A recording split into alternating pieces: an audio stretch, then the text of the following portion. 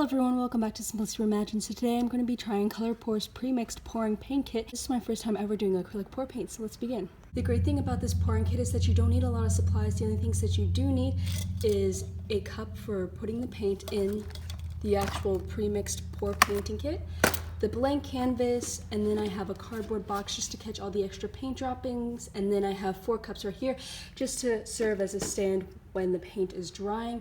And then lastly, here's an optional tool, but some people like it to expose the cells, and it's just called an embossing heat tool. First things first, I'm going to take this cup and then just put the amount of paint that I want in it in different layers, so then it creates a nice cool effect once I pour it onto the canvas. Before diving straight into the actual paint pouring, I learned from a previous video that you shouldn't go overkill with the purple, especially the light lilac sort of purple, because that just consumes the rest of the canvas and you really won't get a lot of blue. So that's what I did, and it actually turned out really nice. Also, I learned from the video what not to do, and in this case the woman experimented to do a flip cup paint pour, which is basically where you put all the colors in and you take your canvas, flip it upside down, and then you flip the cup with the canvas over it, and then you just like let go of the cup, and then all the paint spills out, if that sort of makes sense. And honestly, the results for her didn't really work out that I personally liked. In my case, I layered the colors in small amounts and made sure I sort of scribbled with the paint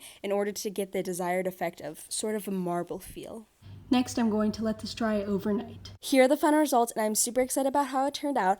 Also, the great thing about it is that you didn't really have to find any kooky ingredients like silicone where you can't normally find it at Walmart, so that was a big plus. And lastly, I think you should find some sort of coverage or like coating spray sort of thing to protect the paint over time so it doesn't chip away or get damaged. Lastly, thank you for watching this video, supporting my channel, and I hope you all have a wonderful day.